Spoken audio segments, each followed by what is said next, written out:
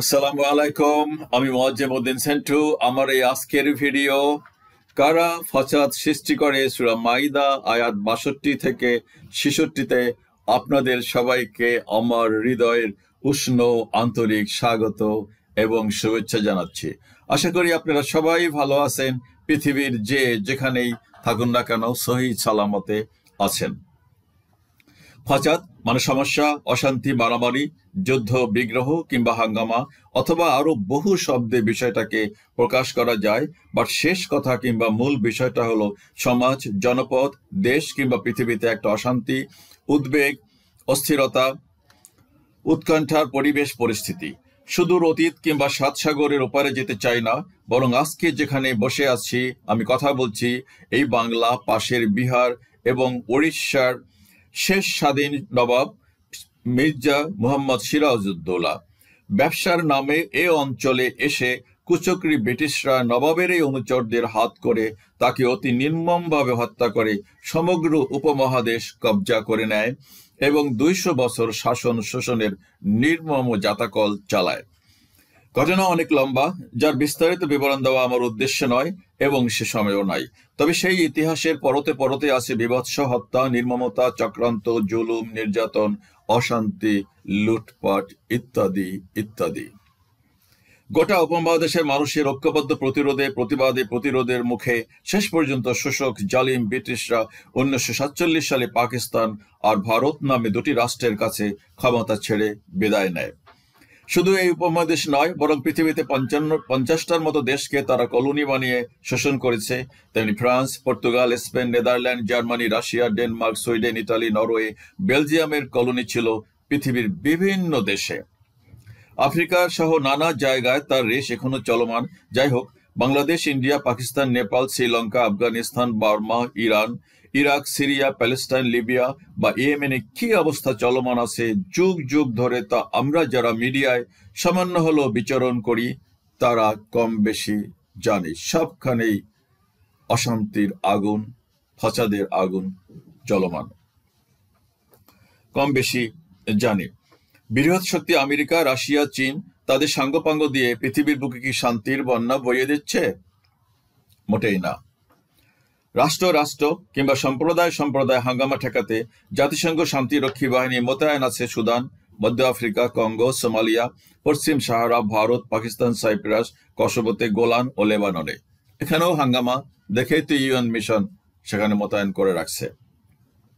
আসলে আমার সঠিক জানা নেই কবে পৃথিবীর কোথায় অনাবিল সুখ, শান্তি, স্বস্তি বিরাজমান ছিল সেই মদিনায় নবী মুহাম্মদ সাল্লাল্লাহু আলাইহি ওয়াসাল্লাম এবং খলিফাগণের শাসন আমল ছাড়া। জানতে ইচ্ছা করে মানুষ নাকি আশরাফুল মখলুকাত। তা এই কি আশরাফুল মখলুকাতের হকিকত? কি করে তারা হতে পারে এতটা খতরনাক? আপনারা কিছু কমেন্টস করলে খুশি হব। যে কেউ list of biggest war and killing in history বলে গুগলে সার্চ দিলে অনেক তথ্য চোখের সামনে ভেসে উঠবে। আমি সার্চ দেওয়ার টেকনিকটা আপনাদেরকে শিখাই দিছি। কি বলছি? List of biggest war and killing in history বলে গুগলে সার্চ দিলে অনেক তথ্য চোখের সামনে ভেসে উঠবে। তার মধ্যে অন্যতম হলো উইকিপিডিয়া। এই উইকিপিডিয়ায় দেওয়া আছে ১৩০টি যুদ্ধ কিংবা দাঙ্গা হাঙ্গামা বিবরণ এবং কি পরিমাণ মানুষ নিহত হয়েছিল তার সংখ্যা, সং, তারিখ এবং জায়গার নাম। প্রত্যেকটা হাঙ্গামা আর যুদ্ধে মিলিয়ন মিলিয়ন মানুষ নিহত হয়েছিল।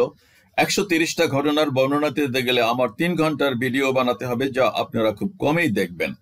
তাই সবচাইতে বেশি মানুষ নিহত হবার ১৭টি ঘটনা তুলে ধরলাম অবগতির জন্য। পৃথিবীব্যাপী দ্বিতীয় বিশ্বযুদ্ধে ১৯৩৯ সাল থেকে ১৯৪৫ সালে মারা যায় ৮.৫ কোটি মানুষ। এশিয়ায় ১২০৭ হতে ১৪০৫ সালে মঙ্গলদের আক্রমণে মারা যায় ৬ কোটি মানুষ। রক্তের বন্যা বয়ে দিছে। চীনের ইউ, উ আর সু এই ৩ রাজ্যের যুদ্ধে ২২০ হতে ২৮০ সাল পর্যন্ত মারা যায় ৩,৪০,০০,০০০ লক্ষ। চীনের তাইপিং বিদ্রোহে ১৮৫০ থেকে ১৮৬৪ সালে মারা যায় ৩ কোটি আদম সন্তান। চীনের মাঞ্চু, উত্তর পূর্ব চীনের একটি এলাকার নাম ছিল মাঞ্চুরিয়া। জাতিগোষ্ঠীর মানুষ ১৬১৮ থেকে ১৬৮৩ সালে গোটা চীন দখলের যুদ্ধে মরে 2,50,00,000। ইউরোপ, আফ্রিকা ও এশিয়ায় প্রথম বিশ্বযুদ্ধে 1914 থেকে 1918 সালে মারা যায় 2,20,00,000 মানুষ। যে তথ্যগুলো দিচ্ছি, যদি সন্দেহ হয় চেক করবেন, আমার ভুল হলে আমার নলেজে দেবেন, আমি কৃতজ্ঞ হব, ধন্যবাদ জানাবো। মারা যায় 2,20,00,000। অস্ট্রেলিয়ার কাছাকাছি দেশ তিমুর দখলের বহুপাক্ষিক যুদ্ধে 1369 থেকে 1405 সালে মারা যায় 2 কোটি মানুষ। 754 থেকে 763 সালে সংঘটিত চীনের আনলুশান বিদ্রোহে মারা যায় 1,30,00,000 মানুষ। স্পেন কর্তৃক মেক্সিকো দখলের যুদ্ধে 1519 থেকে 1530 সালে মারা যায় 1,05,00,000 মানুষ। চিন্তা করেন স্পেন কোথায় আর মেক্সিকো কোথায়। 1917 থেকে 1922 সালে সংঘটিত হওয়া রাশিয়ার গৃহযুদ্ধে মারা যায় 1 কোটি। 1927 থেকে 1947 সালে সংঘটিত চীনের গৃহযুদ্ধে মারা যায় 90 লক্ষ মানুষ।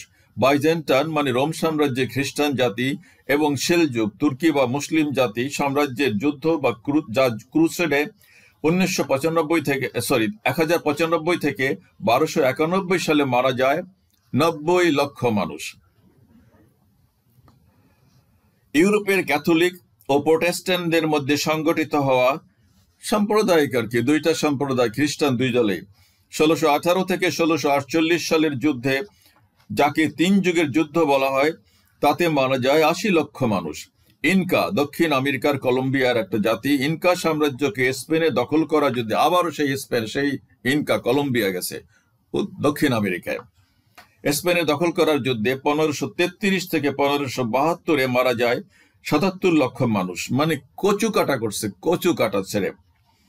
আরব উপদ্বীপের খ্রিস্টান এবং মুসলিমদের মধ্যে 718 থেকে 1492, অনেক বছর, এটা ওই যে বিভিন্ন হাঙ্গামা টাঙ্গামা হয়েছে, সালের যুদ্ধে 70 লক্ষ মানুষ প্রাণ হারায়।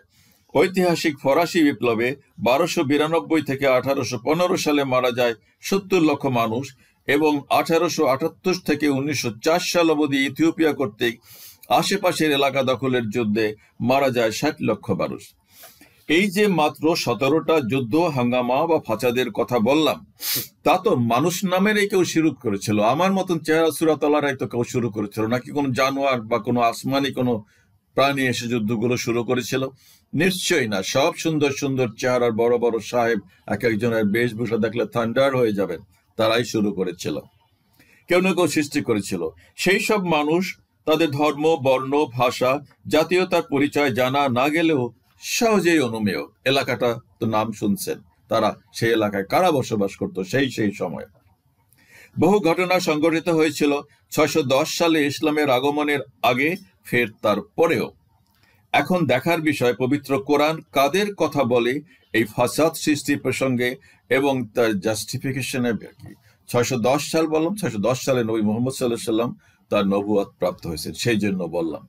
তারপরে তার আগের তো বলছি, তারপরেও কিছু ঘটনা সংঘটিত হয়েছে এবং কোরআনে কেন আল্লাহ তাআলা এই কথাটা বললেন, ফাসাদ সম্পর্কে কথা বললেন, কথা তুললেন কতখানি। তাই দেরি না করে শুরু করছি সূরা মাইদার আয়াত 62 থেকে 66 এর আলোচনা।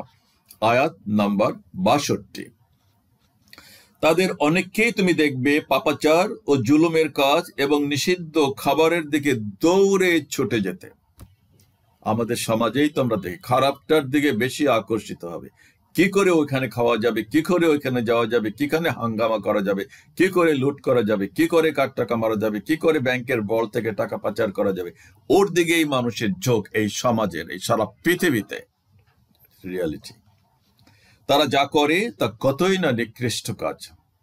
আল্লাহ বলছেন এগুলো ভালো কাজ নয়, নিকৃষ্ট কাজ। আপনারা মেহেরবানি করে কোরআন শরীফ পড়বেন, কোরআন জানবেন।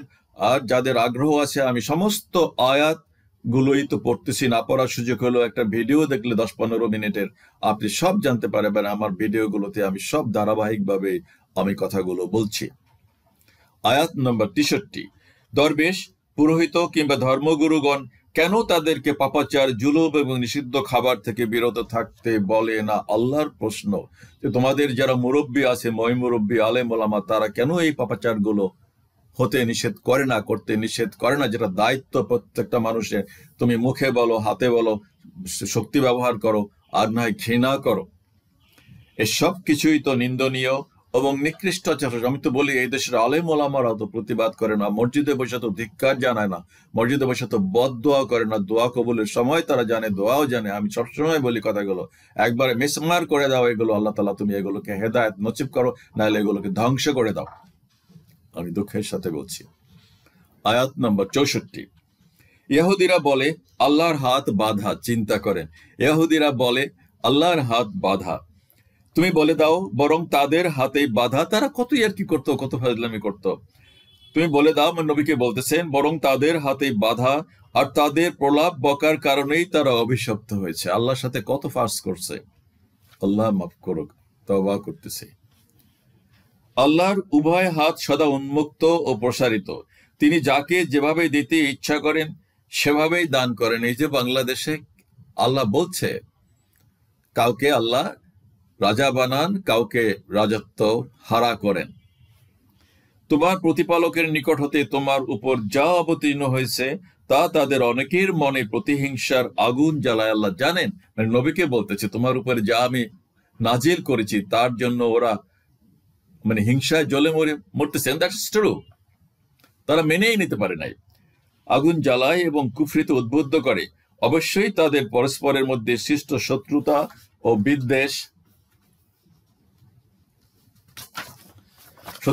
বিদ্বেষ কিয়ামত পর্যন্ত বহাল থাকবে। এই হাঙ্গামা যাবে না কিয়ামতের আগ পর্যন্ত। এটাই বাস্তবতা। এটা আল্লাহ তাআলার কথা, আমার কথা নয়।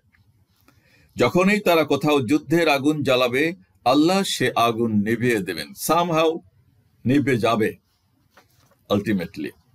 আর যারা পৃথিবীতে ফাসাদ, অশান্তি বা যুদ্ধ বিগ্রহ সৃষ্টি করে, আল্লাহ তাদেরকে পছন্দ করেন না, কোনও পছন্দ করেন না। গ্রামের পরিবারে যেই ছেলে ঝামেলা সৃষ্টি করে, যে মেয়ে ঝামেলা সৃষ্টি করে, আপনার বন্ধু বান্ধব কেউ কি পছন্দ করে যে এটা একটা গোলমালে, এটা যেখানে যায় সেখানে ঝামেলা বাঁধায়, যেখানে যায় সেখানে ঝগড়া ফাসাদ সৃষ্টি করে? Nobody likes him. আয়াত নম্বর 65, ভেরি ভেরি ইন্টারেস্টিং। আমি বিনয়ের সাথেই বলতেছি, বাবা এই কোরআন বাংলা পাওয়া যায়, আমি তো পড়তেইছি, আপনারা পড়বেন। আর আমার এই যে ভিডিও, আমি প্রত্যেকটা আয়াত থেকেই পড়ে শোনাচ্ছি, শুনেন, কাজে লাগবে। একদিন মনে করবেন যে না, ওই লোকটা যে বলছিল কথাগুলো তো ঠিক ছিল, আমার তো পড়ে দেখা উচিত ছিল কোরআন। আয়াত নম্বর 65, আর যদি কিতাবীরা, মানে ইহুদি খ্রিস্টানরা, ওদেরকে কিতাবী বলা হয় মানে ওদেরকেও কিতাব দেওয়া হয়েছিল, খ্রিস্টানরা ঈমান আনতো এবং তাকওয়া বা খোদাভীরুতা অবলম্বন করত, তবে অবশ্যই আমি তাদের গুনাহ মাফ করে দিয়ে নিয়ামতপূর্ণ জান্নাতে স্থান দিতাম। খুব স্বাভাবিক কথা। আপনার ছেলে মেয়ে যদি মা বাবার কথা শুনে কত আদর করে খাওয়াতে ইচ্ছে করে। আমার বাবা আল্লাহ 3 মাস 4 মাসের না আরও রেখে দিত। মাও করতো, মাও করেছে, মারা তো বেশি করে। বাবা মায়ের সাথে যদি, বাবা মায়ের দোয়া যদি আপনাদের থাকে, পৃথিবীর কোথাও আটকাবেন না, কখনো আপনারা আটকাবেন না। আমি একেবারে আল্লাহর নাম নিয়ে গ্যারান্টি দিচ্ছি। বাবা মায়ের সাথে সদ্ব্যবহার রাখেন। বাবা মায়ের স্নেহ মমতা, এটা কি কোনো ঋণ শোধ করা যায়? কাশ্মীর কালেও সম্ভব না। So don't misbehave with your parents. বরং জান দিয়ে দিবেন, নিজে না খেয়েও খাওয়াবেন। আচ্ছা, কি বলছে? নিয়ামতপূর্ণ জান্নাতে স্থান দিতাম তারা যদি আমার কথা শুনতো। আয়াত নম্বর 66, বলছি তো, অসাধারণ অসাধারণ কথা। পৃথিবীর কেউ এত ভালো কথা বলবে না, কারো সেই ভাষা নাই, কারো সেই মন মানসিকতা নাই। আয়াত নম্বর 66, তাদের রবের পক্ষ থেকে নাজিলকৃত তাওরাত ও ইঞ্জিলের বিধিবিধান তারা যদি মেনে চলতো, তবে আসমান এবং জমিন থেকে প্রচুর জীবিকা পেত।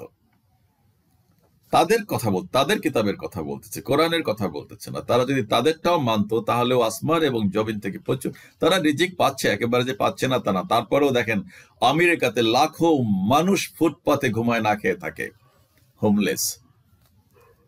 বুঝাতে পারছি? দেখ, সারা পৃথিবীতে এটা আছে। আমি দেখি তো, মেক্সিকো টেক্সিকোতে যে নাইট ক্লাব, যেখানে সেখানে, এখানে সেখানে মহিলারা, ছেলেরা, মেয়েরা কি করে, খুব খারাপ, ভয়াবহ বিধ্বস্ত অবস্থা।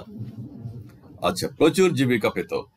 তাদের মধ্য থেকে একটি দল সঠিক পথে আছে, একথাও আল্লাহ তাআলা বলছেন। ওদের কিছু ভালো মানুষ আছে, আমি তো কাজ করছি ওদের সাথে, বিভিন্ন 65 জাতির সাথে কাজ করছি, ভালো মানুষ আছে, বাট বেশিরভাগই খারাপ। আমাদের দেশে, এই দেশেই বলতেছে, অত্যন্ত দুর্ভাগ্য।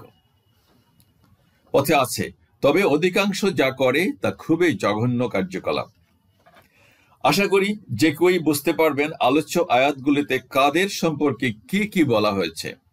আমার তরফ থেকে কোনো ব্যাখ্যা বিশ্লেষণ নাই, বরং দেখা যাক ইহুদি খ্রিস্টানদের মধ্যে বিরোধের ইতিহাস এবং কারণ কি।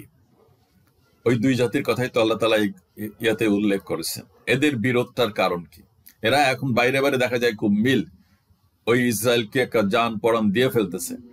আমেরিকায় তারাই পৃথিবী আসল ডমিনেট করতে চায়। ইতিহাস এবং কারণ কি। History of conflicts between Jews and Christians লিখে সার্চ দিলে যে তথ্যটা ভেসে উঠবে তা হলো, the history of Jews and Christians conflicts is marked by periods of persecution, মানে হিংসা বিদ্বেষ, persecution, violence and antisemitism. Early conflicts, একদম early 4th century, Christians sometimes set fire to synagogue or occupied them as churches. 5th century, some legal measures worsened the status of Jews in the Roman Empire. 13th century, কারণগুলোর কথা বলতেছে। 13th century, the first disputation between Jews and Christians took place in Paris, where the Talmud মানে ওদের বইয়ের নাম, ধর্মীয় বইয়ের নাম, religious book, was burned. এখনো পোড়ায় মুসলমানদের কোরআন। The Crusades, 11th century, the first crusade attacked Jewish communities on the Rhine and the Danube, দুইটা নদীর পারে। 12th century, the second crusade especially affected Jews in France. 13th century, the crusade led to centuries of resentment on both sides. Other conflicts. 14th and 15th century Jews in Germany were accused of poisoning wells and ritual murder, which often led to massacres. 19th century Jewish-Christian relations were strained, especially in France and Russia. Causes of conflict. Theological differences. The two religions have different views on the status of Jewish law, the validity of Messianic, related to Moshiach, or there is a Nobi, say, Messianic beliefs, and the nature of God. Competition. The church and synagogue competed for influence. Missionary impulse. Christians spread their faith, এখনো মিশনারিরা কাজ করতেছে, sometimes through conversionary sermons. Misunderstanding. Christians sometimes misunderstood Jewish culture, beliefs, and practice. Perception of hostility. Christians sometimes perceived Judaism as hostile towards Christianity. মানে দুইটা পক্ষের ভিতরে অসংখ্য বিরোধ, মতদ্বৈততা ছিল। যেমন এখনো আছে আমাদের ভিতরে, দেখেন না, অমুকের আকীদা খারাপ, তমুকের আকীদা খারাপ, লাগো একটা হাঙ্গামা, খুব জঘন্য এগুলা, শিয়া সুন্নি তো লাগালাগি আছেই। সো এটা যে সম্প্রদায় এটা খুব খারাপ জিনিস। আল্লাহ বলছেন এই ফাসাদ সৃষ্টি যারা করে তারা আল্লাহর প্রিয় পাত্র নয়, তারা কেউ তাদেরকে ভালোবাসে না, সেটা সমাজে হোক, পরিবারে হোক, দেশে হোক, পৃথিবীতে হোক। মিথ বা জনশ্রুতি আছে যে ইহুদিরা বিশ্বকে নিয়ন্ত্রণ করে বা করতে সদা সচেষ্ট, মানে জনশ্রুতি আছে, আমিও পড়ছি বই এদের সম্পর্কে। আর বাস্তবেও দেখা যায় আসলেই তারা সেটা করে বা করতে চেষ্টা করে। পরিহাস হলো আল্লাহ কিন্তু পবিত্র কোরআনে তাদেরকে পৃথিবীতে শ্রেষ্ঠ জাতি হিসাবে ঘোষণা করেছিলেন। তারা শ্রেষ্ঠত্ব দাবি করতে চায়, আর আল্লাহ তাআলা কিন্তু কোরআনেই তাদেরকে শ্রেষ্ঠ জাতি হিসাবে ঘোষণা করেছিলেন, দিয়েছিলেন শ্রেষ্ঠত্ব অনেক আগে, কিন্তু তারা তো সেই ওয়াদা রক্ষা করে না। এখানে কি বলে কোরআনের আয়াতে শোনেন, হে বনি ইসরায়েল, স্মরণ করো আমার অনুগ্রহে তোমাদেরকে দেওয়া নিয়ামত সমূহ এবং পৃথিবীর সকল জাতির উপরে শ্রেষ্ঠত্ব। বাকারা আয়াত 47। অস্বীকার করার তো কিছু নাই। Who want to control the world বলে সার্চ দিলে ওই জনশ্রুতির বিষয়ে যা জানা যাবে তা হলো, যদি আপনারা সার্চ দেন যে who want to control this world or universe, তাহলে যা বেরিয়ে আসবে আমি তার একটা জিস্ট এখানে তুলে ধরছি। basing their claims largely on the protocols of the Elders of Zion, a fictional forgery popularized in 1903, describing a secret plan by Jew to rule the world and foster religious conflict. Anti-Semites allege that despite Jew accounting for approximately 0.2% যে জনসংখ্যা আছে the 0.2% Jewish সম্প্রদায় percent of the global population, the tiny minority controls the banks, media, government, and even the weather. বাতাসকে পর্যন্ত তারা নিয়ন্ত্রণ করে, এটা জনশ্রুতি আছে। এই সার্চ দিলে আপনি পাবেন, এটা সারা ইউরোপে, সারা বিশ্বের যারা সচেতন তারা এগুলো জানে। Although the protocol have repeatedly been proven to be a hoax, যদিও বলছে যে এটা একটা তামসা, এটা একটা গুজব, বাট এরকম ধরনের গুজব প্রচলিত আছে বাজারে।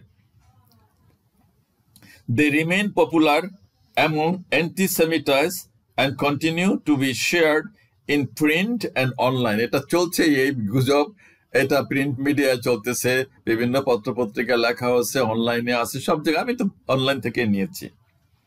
And online, the myth basic assumption is not only that Jews do not deserve to have power regardless of what values they may stand for, but that their power is a threat to the well-being of everyone else.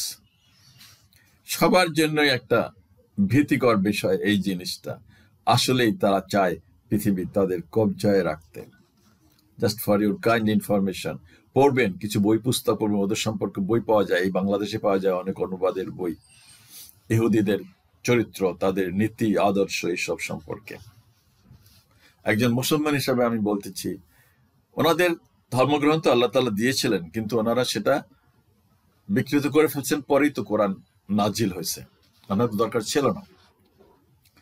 এবার ইসলাম আর মুসলমানদের প্রসঙ্গে কিছু কথা না বললেই নয়। নবী মুহাম্মদ সাল্লাল্লাহু আলাইহি ওয়াসাল্লাম জন্মাবার আগে বাবাহারা, 6 বছরে মাহারা এবং 8 বছরে দাদাহারা। শিশুকাল থেকেই তিনি এতটা সত্যবাদী, বিশ্বস্ত, আমানতদার ছিলেন যে সকল সম্প্রদায়ের মানুষ, সেই সময় তো সব ইহুদি খ্রিস্টান ছিল, তখন তো ইসলাম আসেই নাই, ওনার ছোট উনি যখন জন্মাবেন, সব সম্প্রদায়ের মানুষ তাকে আলামিন বলে ডাকতো এবং তার কাছে টাকা পয়সা, সোনাদানা আমানত রাখত। তার আগমনে কথা ইহুদি এবং খ্রিস্টান উভয় সম্প্রদায়ের কিতাবে উল্লেখ ছিল এবং ধর্মগুণগণ সে বিষয়ে অবগতও ছিলেন। তার উভয় পক্ষই আশা করতেন নিজ নিজ সম্প্রদায়ের মধ্য হতে শেষ নবীর আগমন ঘটবে, কিন্তু তাদের সে স্বপ্ন আশা পূরণ না হওয়াটাই ছিল সম্ভবত শিশু মুহাম্মদ সাল্লাল্লাহু আলাইহি ওয়াসাল্লামের একটা বড় অপরাধ, যার কারণে তারা তাকে জন্মলগ্ন থেকেই আজ অবধি গ্রহণ করতে পারছে না। তারা আশা অনুপত হয় নাই, আশাহত হয়েছে। যাই হোক, বালক মুহাম্মদ যখন চাচা আবু তালেবের সাথে 12 বছর বয়সে বাণিজ্য কাফেলায় সিরিয়া যাচ্ছিলেন, তখন জর্ডানের সাফাবি নামক জায়গায়, যেখানে আজও সাহাবি বৃক্ষ নামে একটি বিশাল গাছ দাঁড়িয়ে আছে, সেখানে খ্রিস্টান পাদ্রী সার্জিস, বহিরা কিংবা বুহাইরা আস্তানা ছিল। 12 বছর বয়সে চাচার সাথে খুব বায়না ধরছে, ও যাবে, সিরিয়াতে যাবে, বাণিজ্য কাফেলায় নিয়ে গেছে। সেইখানে একটা সাহাবি বৃক্ষ আছে, দেখবেন ওই গাছের নিচে ওনারা আস্তানা গেড়েছিলেন, সেখানে এই ঘটনা ঘটেছিল। ওই খ্রিস্টান পাদ্রী সে বলেছিল উনি তো নবী, বুহাইরার আস্তানা ছিল। বালক নবী মুহাম্মদ সাল্লাল্লাহু আলাইহি ওয়াসাল্লামের কাফেলা তার আস্তানার কাছে যাত্রা বিরতির সময় ওই পাদ্রী তাকে আবিষ্কার করেন এবং কথাবার্তা বলে তার নবুয়তির বিষয় স্থির হয়ে চাচা আবু তালিবকে নবুয়তির শীর্ষে দেখছে, কথা বলছে, ইন্টারভিউ নিছে। চাচা আবু তালিবকে ডেকে ভাতিজাকে অনতিবিলম্বে মক্কায় ফিরিয়ে নিয়ে যেতে অনুরোধ করেন, কারণ তার জীবন সংকট ছিল। পাদ্রীটা অনেক ভালো ছিল, সৎ, ইমানদার ছিল। এসব তো ইতিহাসের পাতায় জলজল করে, যদি কারো সন্দেহ হয় দেখবেন। 40 বছর বয়সে তিনি নবুয়ত পেয়ে একত্ববাদের কথা প্রচার করতে থাকেন এবং তাতে প্রভাবশালীরা চরমভাবে বাধা দেয়, নানাভাবে চাপ সৃষ্টি এবং অপমান অপদস্থ করতে থাকে। তাকে ক্ষমতা, ধন দৌলত, সুন্দরী নারী সবকিছুর অফার দেয় সেই সময়ের মক্কার প্রভাবশালীরা। একটা সময় তারা নবী মুহাম্মদ সাল্লাল্লাহু আলাইহি ওয়াসাল্লামের প্রাণপ্রিয় চাচা, বিপদে আপদে শেষ ভরসা আবু তালেবের কাছে গিয়ে ভাতিজাকে একত্ববাদের দাওয়াত দেওয়া থেকে বিরত থাকার জন্য চরম হুমকি প্রদান করে। চাচা নবী মুহাম্মদ সাল্লাল্লাহু আলাইহি ওয়াসাল্লামকে ডেকে সে কথা বললেন। নবী মুহাম্মদ সাল্লাল্লাহু আলাইহি ওয়াসাল্লাম উত্তরে বলেন, ওরা যদি আমার ডান হাতে চাঁদ বাম হাতে সূর্য এনে দেয় তবু আমি একত্ববাদের দাওয়াত দেওয়া থেকে বিরত হব না। মনে রাখা দরকার, মক্কার প্রভাবশালীরা কিন্তু নবী মুহাম্মদ সাল্লাল্লাহু আলাইহি ওয়াসাল্লামকে ক্ষমতা এবং ধন সম্পদ দেওয়ারও প্রস্তাব করেছিল, কিন্তু সব ফিরিয়ে দেন। একটা পর্যায়ে তার জীবন নাসির হুমকি আসলে সৃষ্টিকর্তার নির্দেশ পেয়ে তিনি মক্কা ছেড়ে মদিনায় গমন করেন। পরিতাপ হলো, সেখানে তাকে শান্তিতে থাকতে দিতে চাইল না প্রভাবশালীরা। 1000 সৈন্য সামন্ত নর্তকী নিয়ে 400 কিলোমিটার পাড়ি দিয়ে মদিনা আক্রমণ করতে যায়। নবী সাল্লাল্লাহু আলাইহি ওয়াসাল্লাম এবং তার স্বল্প সংখ্যক সহায় সম্বলহীন মক্কাবাসী আর কিছু মদিনাবাসী একত্রিত হয়ে 313 জনের একটি দল অতি সামান্য প্রস্তুতি নিয়ে মদিনার অধীনে বদর নামক স্থানে মক্কার বাহিনীকে মোকাবেলা করে। কারণে অকারণে ইহুদি খ্রিস্টানরা নবী মুহাম্মদ সাল্লাল্লাহু আলাইহি ওয়াসাল্লাম এবং তার অনুসারীদেরকে নিশ্চিহ্ন করে দিতে সবসময় যুদ্ধংদেহী মনোভাব পোষণ করত, আর বহু যুদ্ধও সংগঠিত হয়। সব নবী রাসূলগণ এই বিপদগামী মানুষদের দাওয়াত দেন একত্ববাদের পথে ফিরে আসতে, যা মুসা এবং ঈসা আলাইহিস সালাম উভয়ই করেছেন। নবী মুহাম্মদ সেটা করতে গিয়ে প্রচন্ড বিরোধিতার সম্মুখীন হয়েছেন। ইসলামের দাওয়াত নিয়ে বিভিন্ন রাজা এবং সম্রাটদের কাছে দূত পাঠালে তাদের অপমান, অপদস্থ এবং হত্যা করা হয়েছিল। বিষয়টা কিন্তু ক্ষমতা, শাসন কিংবা ধন দৌলতের ছিল না নবী মুহাম্মদ সাল্লাল্লাহু আলাইহি ওয়াসাল্লামের কাছে। তিনি দাওয়াত দিয়েছিলেন একত্ববাদে, তিনি চান নাই বাদশাহ হতে, তবে তো মক্কায় হতে পারতেন। নির্যাতন, নিষ্পেষণ এবং আক্রমণের একটা পর্যায়ে স্বয়ং সৃষ্টিকর্তা তার নবী মুহাম্মদ সাল্লাল্লাহু আলাইহি ওয়াসাল্লামকে আত্মরক্ষার্থে যুদ্ধ করার নির্দেশ যুদ্ধ অহরহ যুদ্ধ করার জন্য অনুমতি ছিল না। দ্বন্দ্বলতের বিষয় বলতে গেলে বলতে হয়, নিজের তো এমন কিছুই ছিল না, আর তার স্ত্রী বিবি খাদিজা রাদিয়াল্লাহুর কাছ থেকে যা পেয়েছিলেন তার সবটাই গরিব দুঃখী মানুষের মাঝে বিলিয়ে দেন। তার জীবনে তিনি না খেয়েও থেকেছেন এবং পেটে পাথর বেঁধে পরীক্ষা খননের কাজ করেছেন বলে ইতিহাসের পাতায় লেখা আছে। অধিকন্তু ইসলাম মানুষে মানুষে কোনোভাবে ভেদাভেদ অনুমোদন করে না। পৃথিবীর সব মানুষ আদম হওয়ার সন্তান এবং ভাই ভাই জ্ঞান করে। কোনো মুসলমান তার প্রতিবেশী, সে যেই হোক, তাকে উপোস রেখে পেট ভরে খাবার খেলে তার ঈমান কিংবা বিশ্বাস থাকবে না বলা হয়েছে। আমার প্রতিবেশী না খেয়ে আছে, আমি পেট ভরে খাবো, নো, ইসলাম এটা পারমিট করে না। আচ্ছা, থাকবে না বলা হয়েছে। আগ বাড়িয়ে কোনো মুসলিম দেশ অন্য কোনো দেশকে আক্রমণ করেছিল বলে নজির নাই। বিশ্বে বর্তমানে মুসলমানরাই সবচেয়ে বেশি নিগৃহীত, নিষ্পেষিত, কোণঠাসা জাতি। নাই কোনো বিশ্ব নেতা কিংবা পরাশক্তি, বরং বলতে গেলে সকল ঝুট ঝামেলা অশান্তি মুসলমানদেরই। গোটা পৃথিবীর মানুষ যেন চায় ইসলামের আলো নিভিয়ে দিতে। বেশি পরিতাপের বিষয় হলো এই যে আমাদের 90% মুসলমানদের বাংলাদেশ, সেখানে জন্মলগ্ন থেকে কি সব ঘটনা প্রবাহ আর হিংসা, বিদ্বেষ, মারামারি চলমান। এখানেও কিন্তু শতভাগ কলকাঠি ওই সেই বিধর্মীরাই নাটছে বলে নানা মিডিয়ায় প্রকাশিত হচ্ছে নিয়মিত। আমরা তো দেখতেছি কারা এখানে কলকাঠি নাড়তেছে, নাকি দেখেন না? ওকে, প্রিয় দর্শক শ্রোতা, কারা পৃথিবীতে বর্তমানে ফাসাদ, অশান্তি, ঝুট ঝামেলা সৃষ্টি করে, জিয়ে রাখে এবং নানাভাবে ফায়দা লোটে, তা আশা করি সকলেরই বোধগম্য। ব্যক্তিগত মতামত হলো, এই গজব, অধপতন, অবক্ষয় সম্ভবত কিয়ামতের আগে আর কমবে না, বরং বাড়বে। আর শেষকালে কোরআন হাদিসে যে পরিণামের কথা বলা আছে, ঘটনা প্রবাহ সেদিকেই যাবে। আল্লাহ কিন্তু বলে দিয়েছেন, কিয়ামতের আগ পর্যন্ত তাদের চক্রান্ত, হিংসা, বিদ্বেষ চলতেই থাকবে। কথা এই আজকের আয়াতেই বলছে, এটা চলবে, নিকবে না। বাস্তবে পৃথিবীর সব মানুষ তো সেই সব লক্ষণ দেখতেও পাচ্ছে। তবে যার বিরুদ্ধে যেই ষড়যন্ত্র, চক্রান্ত কিংবা গোপন পরামর্শ করুক না কেন, আল্লাহ এও বলেছেন যে, আর স্মরণ করো সেই সময়ের কথা যখন কাফিররা ষড়যন্ত্র করছিল তোমাকে বন্দী, হত্যা কিংবা নির্বাসিত করার জন্য। তাদের ষড়যন্ত্র প্রতিহত করতে আল্লাহ কৌশল অবলম্বন করেন। তিনিই হলেন শ্রেষ্ঠ কৌশলী। সূরা আনফাল আয়াত 30। সো লাভ নাই। অতএব কি ফলাফল হতে পারে শেষ পর্যন্ত তা সহজেই অনুমেয়। শেষ করার আগে বিনয়ের সাথে অনুরোধ করছি, আপনি নতুন হলে আমাদের চ্যানেলটি সাবস্ক্রাইব করে আমাদের সাথে থেকে আমাদেরকে এগিয়ে যাওয়ার প্রেরণা জুগিয়ে ধন্য করবেন। যারা পুরনো সাবস্ক্রাইব করেছেন তাদেরকে আবারও ধন্যবাদ জানাচ্ছি। সবাই ভালো থাকবেন। আগামী ভিডিও তৈরি করা পর্যন্ত আপনাদের সকলের এই শুভকামনা করছি। ভালো থাকবেন সবাই। আসসালামু আলাইকুম।